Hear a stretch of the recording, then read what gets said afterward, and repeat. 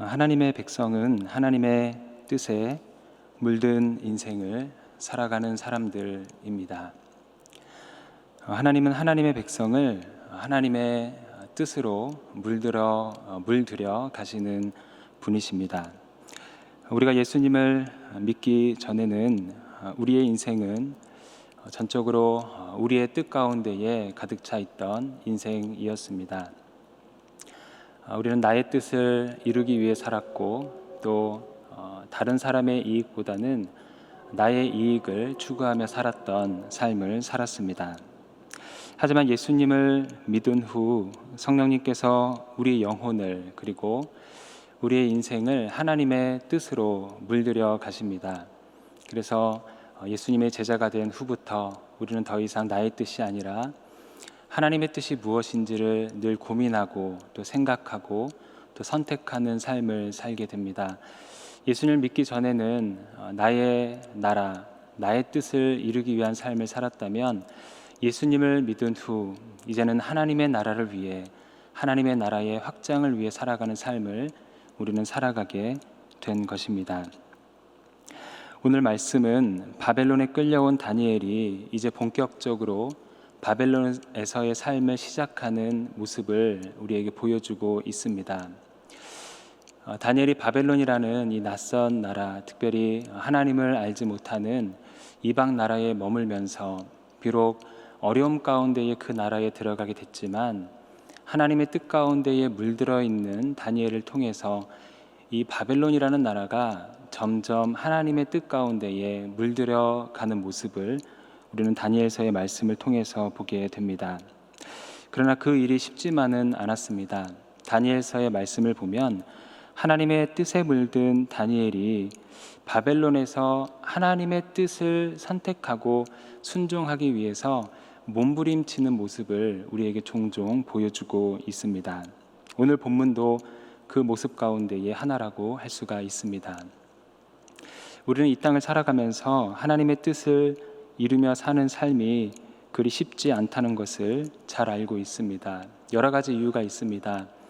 하나님의 뜻을 이루며 살기보다는 이 땅에서 사는 즐거움 또한 우리에게 기쁨을 주기 때문일 것입니다. 또한 이 땅에서 하나님의 뜻을 선택하고 또 순종하며 살려는 그런 결단과 몸부림을 쳐봤지만 우리의 믿음이 연약해서 그게 내 뜻대로 되지 않는 그런 경험들, 이런 경험들을 하면서 우리는 이 땅을 살아가면서 하나님의 뜻을 순종하고 또 선택하며 사는 삶이 얼마나 어려운지를 잘 알고 있습니다. 쉽지 않다는 것을 너무나 잘 알고 있는 것이죠. 그럼에도 불구하고 우리가 하나님의 뜻을 이루어 드리는 삶을 살아야 되는 이유는 그것이 우리의 살아가는 이유이기 때문입니다. 생명이 있다는 것은 사명이 있다는 것입니다. 존재한다는 것은 목적이 있다는 것입니다. 하나님께서 우리에게 생명을 주시고 오늘 하루도 살아가게 하신 이유는 분명히 하나님의 뜻을 우리를 통해서 이루고자 하시는 하나님의 뜻이 우리 가운데에 있기 때문입니다. 그렇다면 어떻게 하면 우리가 이 땅에서 하나님의 뜻을 이루는 삶을 살 수 있을까요?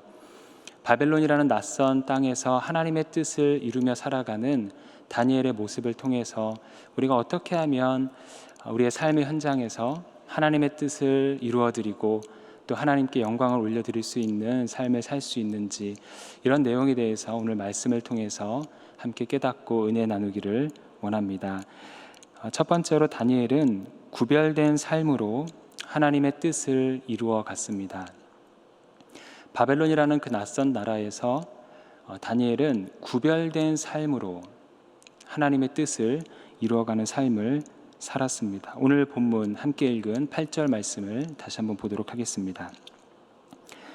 다니엘은 뜻을 정하여 왕의 음식과 그가 마시는 포도주로 자기를 더럽히지 아니하리라 하고 자기를 더럽히지 아니하도록 환관장에게 구하니.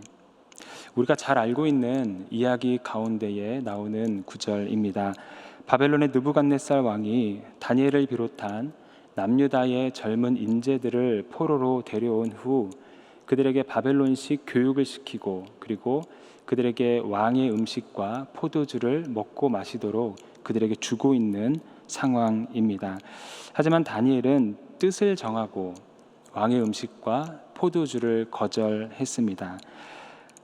방금 읽은 8절 말씀을 보면 그것들로 자신을 더럽히고 싶지 않았기 때문에 다니엘은 바벨론에서의 구별된 삶을 선택함으로 하나님의 뜻을 이루어가는 모습을 우리에게 보여주고 있습니다.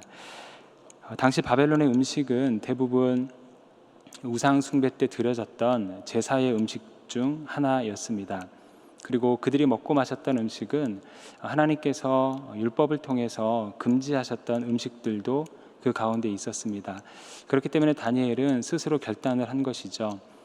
포로의 신분으로 있긴 하지만 하나님의 뜻대로 먹고 마셔야 되겠다라는 그런 결정을 하게 된 것입니다.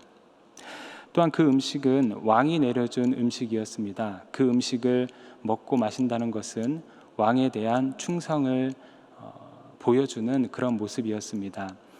한 분 하나님만을 바라보고 하나님께만 충성하고 살아온 그것이 진리임을 알았던 다니엘은 그 왕이 준 음식과 포도주를 먹고 마시는 일에 순종할 수 없었던 것이죠.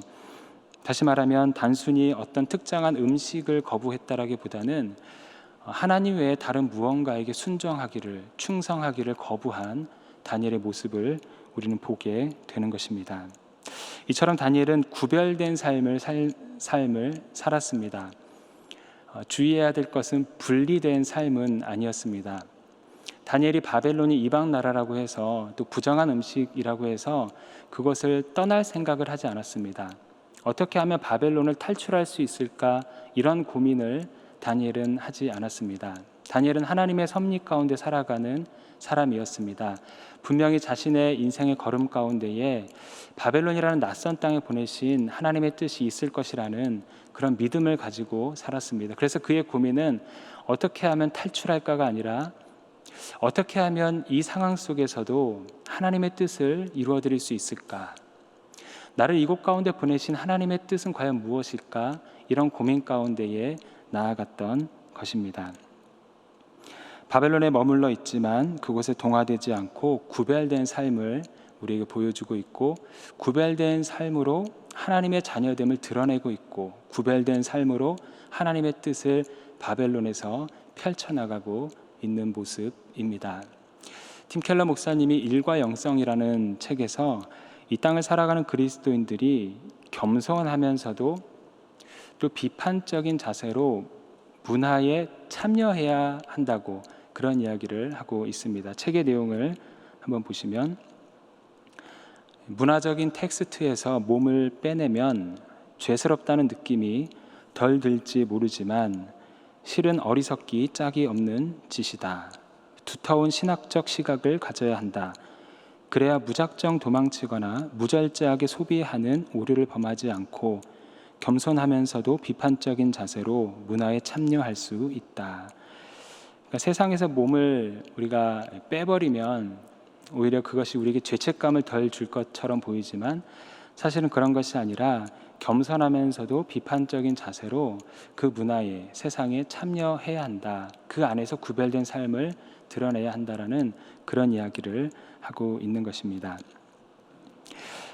저에게 있어서 낯선 문화는 군대에서의 문화였습니다. 군대를 입대를 해서 한 며칠 지내봤습니다. 여러 가지가 참 낯설었습니다. 그 중에 하나는 가장 먼저 드러나는 것은 언어였습니다. 제가 살면서 들었던 욕보다 군대에 있으면서 일주일 동안 들었던 욕이 더 많을 정도였습니다. 저는 지금 그 당시 지내오면서 물론 지금도 그렇지만 기독교 가정 안에서 자라왔고 늘 교회에 가기를 즐거워했고 교회에 머무는 시간이 많았고 또 신학교를 다니고 있었습니다.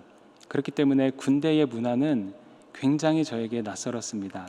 존중과 배려보다는 나만 아니면 된다라는 그런 문화가 짙게 깔려져 있었습니다. 그 안에서 고민했었던 생각이 떠올랐습니다. 나는 여기서 어떻게 살아야 되나? 하나님의 뜻을 어떻게 드러내야 되나? 나의 언어는 어떻게 해야 되나? 나의 행동은 어떻게 해야 되나? 얼만큼 적용해야 되나? 얼만큼 타협해야 되나? 이런 고민들을 했었던 생각이 났습니다. 아마 이런 고민은 여전히 교회의 울타리 안에 오랜 시간 머물고 있는 저보다는 삶의 현장에서 많은 사람들을 만나고 믿지 않는 사람들과 더불어 살아가고 있는 성도님들의 고민이 더욱더 분명하고 더 이것에 대한 공감이 많지 않을까라는 생각이 듭니다. 우리가 이 땅을 살면서 구별된 삶을 살고 세상의 빛과 소금의 역할을 해나가는 것이 어렵지만 그럼에도 불구하고 우리가 그렇게 하나님의 뜻을 드러내고 또 나타내야 되는 이유, 그리고 그 일을 감당할 수 있는 이유가 있습니다. 그것은 하나님께서 구별된 삶을 살고자 하는 이들과 함께 하시기 때문입니다. 다니엘의 삶이 오늘 우리에게 그것을 보여주고 있습니다. 하나님의 뜻을 선택하고 또 그 뜻에 순종하며 바벨론을 하나님의 뜻으로 물들여갔던 다니엘의 삶을 보면 그 가운데에 외롭고 힘든 여정이었지만, 믿음의 여정이었지만 하나님께서 부어주시는 은혜가 있었고 또 축복이 있었기 때문에 그 길을 걸어갈 수 있었다는 것을 우리는 말씀을 통해서 보게 됩니다. 이 땅에서 구별되어 살기를 원하는 이들에게 주시는 하나님의 은혜는 무엇일까요? 한 가지는 하나님이 창조적 지혜를 우리에게 주신다는 사실입니다. 하나님이 창조적인 지혜를 우리에게 허락해 주시면서 우리로 하여금 구별된 삶을 담대히 살아가도록 하십니다. 다니엘서 1장 12절부터 15절의 말씀을 함께 보겠습니다. 청하오니 당신의 종들을 열흘 동안 시험하여 채식을 주어 먹게 하고 물을 주어 마시게 한 후에 당신 앞에서 우리의 얼굴과 왕의 음식을 먹는 소년들의 얼굴을 비교하여 보아서 당신이 보는 대로 종들에게 행하소서 하매 그가 그들의 말을 따라 열흘 동안 시험하더니 열흘 후에 그들의 얼굴이 더욱 아름답고 살이 더욱 윤택하여 왕의 음식을 먹는 다른 소년들보다 더 좋아 보인지라. 우리가 잘 알고 있는 모습을 다시 한번 보게 됩니다. 환관장이 왕의 명령대로 음식과 포도주를 주면서 그것을 먹고 마시라고 말하는 장면이죠. 우리가 이런 상황을 마주하게 되면 우리는 보통 두 가지의 답안을 생각하게 됩니다. 음식과 포도주를 먹느냐, 아니면 음식과 포도주를 먹지 않느냐, 거절해야 되느냐, 이 두 가지 중 하나의 답을 생각합니다. 다니엘은 고민을 한 끝에 결국 먹지 않기로, 구별된 길을 걷기로 선택을 하죠. 하지만 다니엘의 대화를 계속해서 보면 그 단순히 A냐 B냐의 결정에서 끝나지 않는 것을 우리가 보게 됩니다. 다니엘은 환관장에게 열흘이라는 시간을 지켜봐 달라고 부탁합니다. 그리고 열흘 동안 채식과 물을 자기가 먹고 마실 테니 그 후에 왕의 음식과 포도주를 먹고 마신 소년들과 한번 비교해 보라는 것이죠.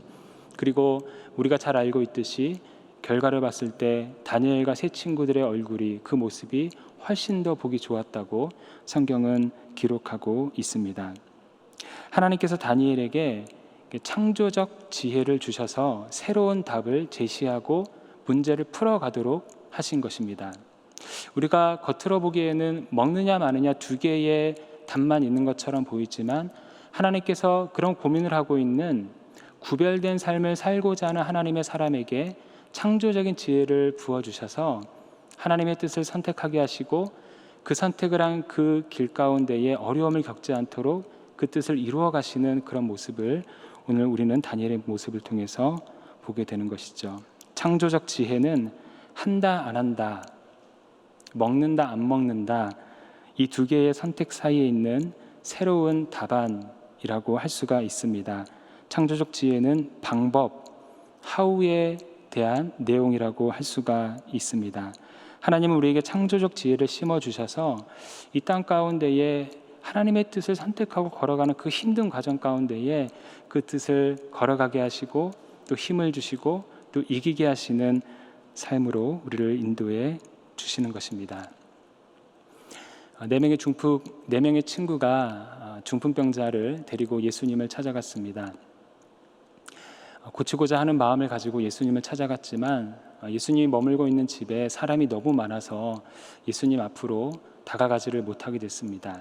그런 상황이 되면 우리는 딱 두 가지의 답을 제시하게 되죠. 하나는 기다리는 것, 또 다른 하나는 돌아가는 것입니다. 그러나 하나님께서 4명의 친구들에게 창조적인 지혜를 허락해 주셨습니다. 그들은 지붕 위로 올라갔습니다. 그리고 지붕을 뚫었습니다. 그리고 줄에 매달아서 중풍병자를 예수님 앞에 내려놓았습니다. 두 개뿐이 보이지 않는 그런 두 개의 답만 보이는 그런 상황이지만 하나님께서 창조적 지혜를 허락해 주셔서 한 영혼이라도 더 구원하고자 하는 하나님의 뜻을 그 4친구들의 헌신과 섬김을 통해서 이루어가는 그런 모습을 우리가 보게 되는 것이죠. 이처럼 하나님은 창조적 지혜를 주시며 하나님의 뜻을 이루어 가십니다. 두 번째로 하나님은 미움받을 용기를 우리에게 주십니다. 미움받을 용기를 우리에게 주십니다. 다니엘서를 읽어보면 구별된 삶으로 하나님의 뜻을 이루고자 하는 다니엘과 세 친구들의 주변에는 그들을 미워하고 또 시기하고 질투하는 사람들이 많다는 것을 보게 됩니다.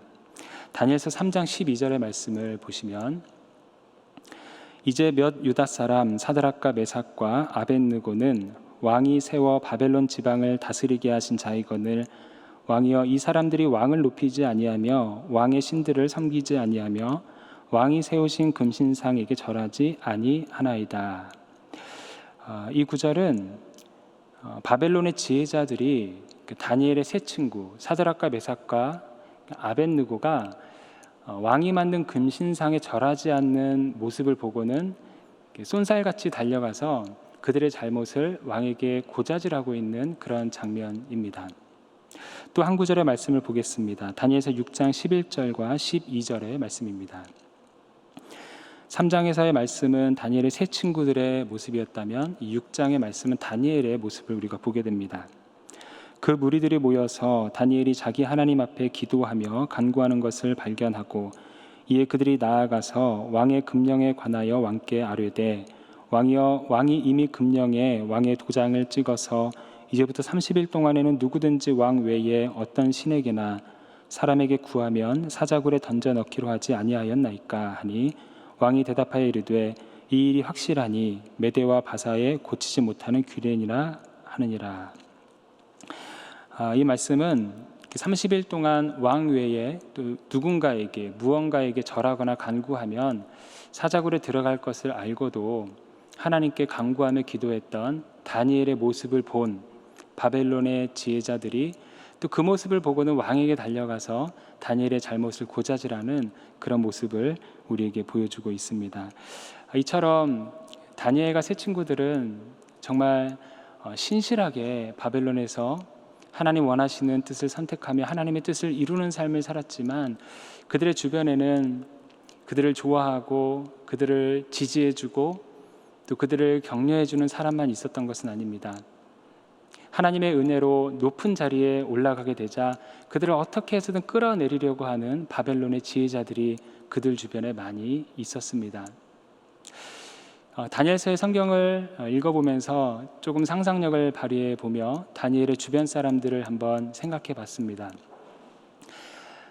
바벨론의 지혜자뿐만이 아니라 다니엘의 주변에 또 다른 부류가 다니엘에 대한 어쩌면 조금 불편한 마음을 가지고 있었을 것이라는 그런 생각을 하게 됐습니다.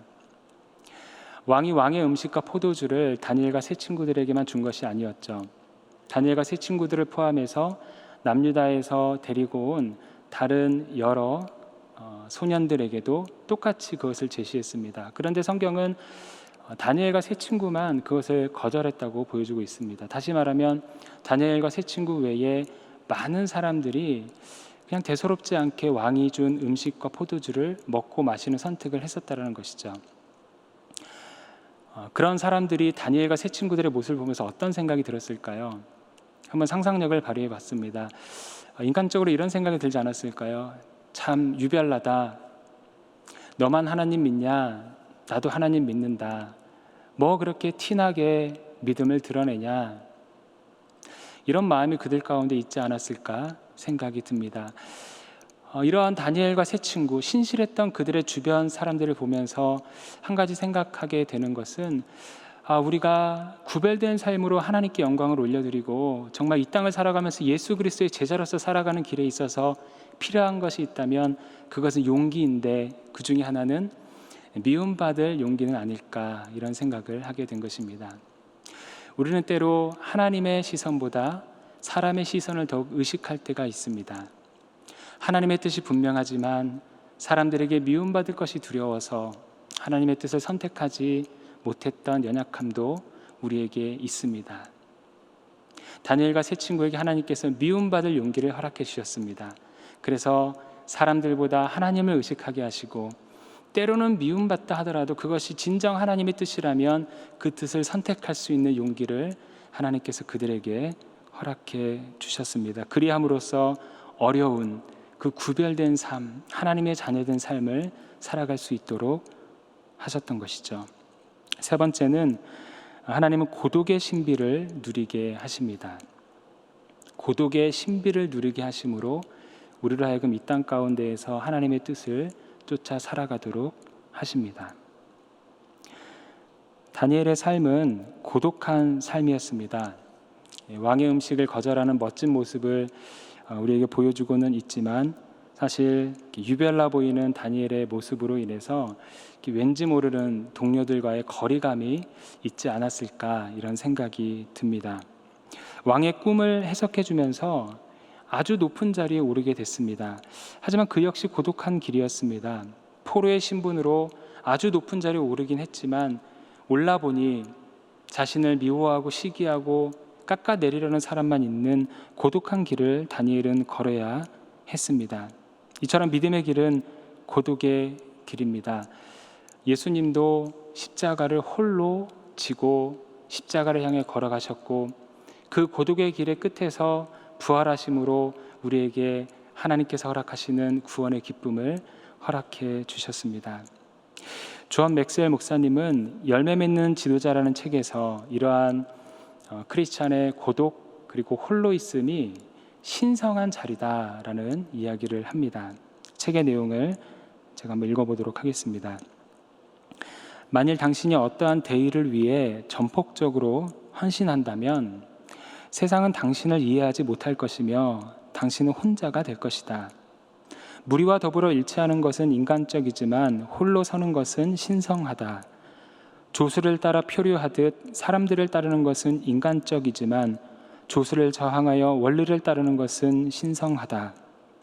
이익과 쾌락을 위하여 양심과 타협하고 사회적 종교적 풍조를 따르는 것은 자연스럽지만 진과 미의 제단 위에 그러한 풍조를 제물로 바치는 것은 신성하다. 그러니까 믿음의 길을 걸어가는 중에 찾아오는 고독, 홀로 있음, 그런 자리가 신성한 자리다라고 이야기를 하고 있는 것이죠.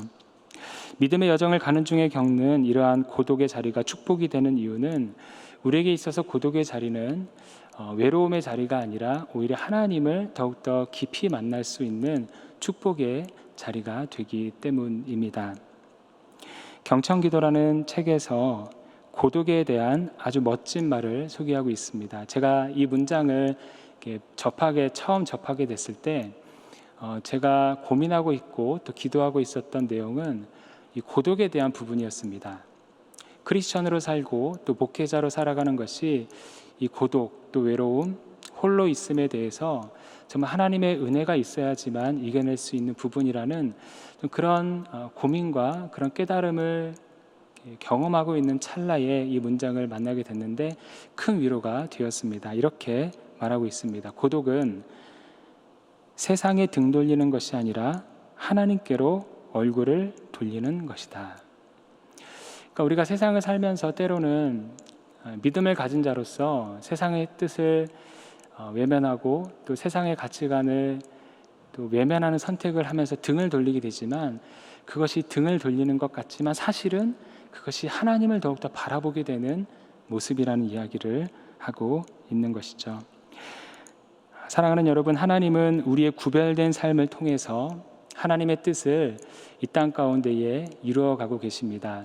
우리 모두 삶의 현장에서 나름대로 하나님의 뜻에 순종하며 구별된 삶을 살아가고 있습니다. 그 모습을 통해서 그 모습이 세상의 빛이 되어서 하나님의 뜻이 이 땅 가운데에 이루어가고 있는 것입니다. 쉽지는 않습니다. 그러나 하나님이 아십니다. 그래서 은혜를 주십니다. 창조적 지혜를 허락해 주시고 또한 미움받을 용기도 주시고 고독의 신비를 깨닫는 은혜를 우리에게 허락해 주십니다. 이런 하나님의 은혜의 힘을 입어서 삶의 현장에서 끝까지 믿음을 지키며 하나님의 뜻을 이 땅 가운데 이루어가는 저와 여러분의 삶이 되기를 소망합니다. 두 번째로 다니엘은 친구들과 함께 하나님의 뜻을 이루어갔다는 사실을 오늘 우리는 본문을 통해서 보게 됩니다. 다니엘은 친구들과 함께 하나님의 뜻을 바벨론에서 이루어가고 있습니다. 우리가 잘 알고 있는 전도서 4장 9절의 말씀은 이렇게 말합니다. 두 사람이 한 사람보다 나음은 그들이 수고함으로 좋은 상을 얻을 것임이라. 하나님은 두 사람이 한 사람보다 낫다고 말씀하십니다. 그렇게 더불어 함께함으로써 좋은 상을 얻게 될 것이라고 말씀하고 계십니다. 다니엘의 모습을 우리가 성경을 통해서 보게 되면 하나님은 다니엘을 낯선 땅에 홀로 두지 않으셨다는 것을 보게 됩니다. 하나님의 뜻에 동참하는 다니엘이 나오는 곳곳마다 함께 등장하는 다니엘의 세 친구가 있었습니다. 사드락과 메삭과 아벳느고라는 친구들입니다. 이처럼 하나님은 이 땅 가운데에 구별된 삶으로서 또한 하나님의 뜻을 이루어가는 사람들에게 늘 만남의 축복을 허락해 주시고 또 사람을 붙여주심으로써 함께 하나님의 뜻을 이루어가도록 하십니다. 직장 생활을 하는 중에 힘들 때에 마음이 맞는 친구를 허락해 주시기도 하시고 또 교회에서 섬기는 자리에 있을 때에도 함께 섬길 수 있는 동역자를 허락해 주시면서 늘 혼자가 아니라 함께 하나님의 뜻을 이루도록 하십니다. 그렇다면 하나님이 어떤 친구들을 우리에게 붙여주시는 것일까요? 다니엘의 주변에 있었던 친구들은 어떤 친구들이었을까요? 하나님의 뜻을 함께 이루는 친구들에 대해서 세 가지만 간단하게 살펴보기를 원합니다. 첫 번째로 위기의 순간에 함께하는 친구가 하나님의 뜻을 함께 이루는 친구들입니다. 위기의 순간에 함께하는 친구들이 함께 하나님의 뜻을 이루어가는 친구가 됩니다. 환관장에게 왕의 음식을 거절한다라는 의사를 밝힌 사람은 다니엘이라는 것을 성경은 우리에게 보여주고 있습니다. 다니엘의 말 속에 자신이, 그러니까 다니엘이 말하되 이런 이렇게 성경의 표현들이 있습니다. 그러나 계속되는 성경을 읽어보면 다니엘만 그 일에 동참한 것이 아니라 우리가 알고 있는 대로 그 세 친구들도 그 왕의 음식과 포도주를 거절한 일에 동참한 것을 보게 됩니다. 12절을 보면 종들에게 채소를 달라, 종들이라고 말을 하고 있고요. 13절에서는 우리의 얼굴과 다른 소년들의 얼굴을 비교해 보라. 그러니까 우리라고 이야기를 하고 있습니다. 그러니까 다니엘이 왕의 음식과 포도주를 거절하는 이 상황이 바벨론에 와서 어떤 면에서 첫 문을 여는 상황이거든요. 그 시작의 시점에서 하나님의 뜻을 선택하느냐 그렇지 않느냐의 그 선택의 기로에서 그 어쩌면 위기가 될 수 있는 상황 속에서 하나님께서 다니엘을 홀로 두지 않으시고 그와 뜻을 함께하는, 위기 속에서 그와 함께하는 친구들을 붙여주시는 것을 우리가 보게 되는 것이죠. 좀 오래전에 드라마를 보는데 그 드라마 안에서 주인공이 하는 이야기가 너무 인상 깊어서 아직도 기억하고 있는 대사가 있습니다. 그 드라마의 주인공은 높은 위치에 있다가 바닥으로 떨어지는 그런 상황을 경험하게 됐습니다. 그러면서 한 친구를 만나면서 이렇게 이야기를 했습니다. 내가 실패를 통해서 얻은 것 하나가 있는데 그것은 진정한 친구가 누구인지를 알게 되었다. 이런 이야기였습니다. 그러니까 성공할 때는 몰랐는데 실패를 해보니까 자신의 주변에 남아있는 친구가 몇 되지 않았다라는 겁니다. 그러면서 진정한 친구가 누구인지를 실패를 통해서 경험했다라는 그런 이야기였습니다. 존 맥스웰 목사님이 거짓된 친구와 진정한 친구의 차이를 이렇게 이야기를 합니다. 거짓된 친구는 우리의 그림자와 같다. 태양빛을 걸을 때는 우리 가까이에 있어주지만 우리가 그늘 속으로 들어가는 순간 떠나버린다. 그러나 진정한 친구는 우리가 공경에 처했을 때 우리와 함께 해준다. 그러니까 진정한 친구는 어려울 때 함께 해주는 친구라는 것입니다. 그러니까 우리의 인생에 태양빛이 비출 만큼 화려할 때에는 그림자가 있듯이 친구들이 있지만, 그늘 속에 가면은 그림자가 사라지듯 우리의 그늘진 인생에 동참하지 않는 친구는 거짓된 친구라고 이야기를 하면서, 공경에 처했을 때, 위기에 처했을 때 함께하는 친구가 진정한 친구다라는 이야기를 하고 있는 것이죠. 하나님은 이러한 친구를 우리에게 붙여주시고 또 우리도 누군가에게 이러한 친구가 되기를 원하시는 것입니다. 두 번째로는 함께 기도하는 친구가 하나님의 뜻을 함께 이루는 친구라는 사실을 보게 됩니다. 다니엘의 삶은 위기의 연속이었습니다. 1장에서 왕의 음식의 문제로 위기를 겪은 다니엘은 바로 한 장을 넘어서 2장에 보면 죽음의 위기에 놓이게 됩니다. 느부갓네살 왕이 꿈을 꾸었는데 바벨론의 지혜자들이 누구도 그 꿈을 해석하지 못하게 된 겁니다. 그래서 왕이 화가 나서 모든 지혜자를 죽이라는 그런 명령을 내리게 된 것이죠. 그래서 지혜자로서 바벨론에 머물고 있었던 다니엘과 세 친구에게도 죽음의 그림자가 드리워지게 된 것입니다. 이때 다니엘은 왕에게 나아가서 시간을 조금 달라고 이야기를 합니다. 그리고 돌아와서 하는 게 무엇이냐면 친구들에게 기도를 부탁하는 내용을 우리가 성경을 통해서 보게 됩니다. 다니엘서 2장 17절과 18절의 말씀입니다. 우리 17절과 18절 우리 한번 같이 읽어볼까요? 시작. 이에 다니엘이 자기 집으로 돌아가서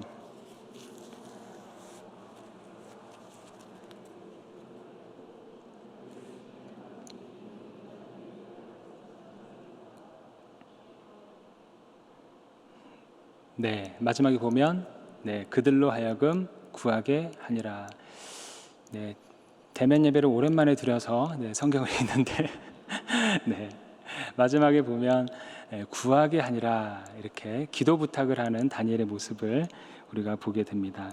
이처럼 함께 하나님의 뜻을 이루어가는 친구는 함께 기도하는 친구입니다. 서로의 기도 제목을 나누고 서로의 어려움을 위해서 기도해주는 친구들, 이런 친구들과 더불어서 하나님은 하나님의 뜻을 이루어가게 하십니다. 세 번째로는 서로의 형통을 기뻐하는 친구입니다. 서로의 형통을 진정으로 기뻐해주는 친구가 함께 더불어서 하나님의 뜻을 이루어가게 됩니다. 하나님은 하나님의 말씀을 묵상하고 행하는 사람의 인생을 축복하십니다. 그래서 다니엘과 세 친구들의 그 신실한 모습 끝에는 늘 하나님께서 축복해 주시는 모습을 성경은 우리에게 보여주고 있습니다. 하나님은 다니엘을 바벨론의 셋째 통치자로 세워주셨습니다. 그리고 다니엘의 세 친구들은 바벨론의 지방의 일을 맡는 역할을 맡게 하셨습니다. 모든 것이 성경에 약속된 대로 하나님의 말씀을 듣고 깨닫고 주야로 묵상하고 또 순종하는 자에게 주시는 하나님의 축복의 자리인 것을 우리가 보게 됩니다. 그렇게 높아질 수 있는 기회에 다니엘이 놓였을 때에 다니엘이 하고 있는 말을 보면 정말 아름다운, 그리고 함께 하나님의 뜻을 이루어가는 친구 관계가 이런 관계가 아닐까라는 생각을 하게 됩니다. 다니엘서 2장 48절과 49절의 말씀을 함께 보겠습니다. 왕이 이에 다니엘을 높여 귀한 선물을 많이 주며 그를 세워 바벨론 온 지방을 다스리게 하며 또 바벨론 모든 지혜자의 어른을 삼았으며 왕이 또 다니엘의 요구대로 사드락과 메삭과 아벳누고를 세워 바벨론 지방의 일을 다스리게 하였고 다니엘은 왕궁에 있었더라. 그러니까 다니엘이 왕의 꿈을 해석해 줌으로써 왕이 주게 된 그 축복과 또 선물을 받게 되는 그런 모습을 보여주고 있는 구절입니다. 이 구절을 보시면 다니엘이 자기가 바벨론의 모든 지혜자의 어른이 되었을 때에 왕에게 부탁을 합니다. 어떤 부탁을 하냐면 사드락과 메삭과 아벳느고에 대한 부탁을 하는 것입니다. 그리고 왕이 다니엘의 부탁을 듣고는 다니엘뿐만이 아니라 다니엘의 세 친구 또한 바벨론의 지방의 일을 맡는 높은 자리에 세워주는 것을 우리가 보게 되는 것이죠. 다니엘은 높은 자리에 올라갔을 때 위기 속에서 함께 했었던 친구들을 잊지 않고 그들에게 공을 돌리고 있습니다. 그리고 그들과 함께 기쁨을 나누는 모습을 보여주고 있는 것이죠. 다니엘은 주변 사람을 성공의 발판으로 삼지 않았습니다. 늘 하나님의 뜻을 함께 이루는 동역자로 생각했었던 것입니다. 사실 친구들의 위치는 다니엘보다 낮습니다. 다니엘은 바벨론 전체의 지혜자의 어른이었고 친구들은 지방의 일을 맡았던 사람입니다. 사실 인간적인 관점으로 보면 좀 배 아플 만한 상황입니다.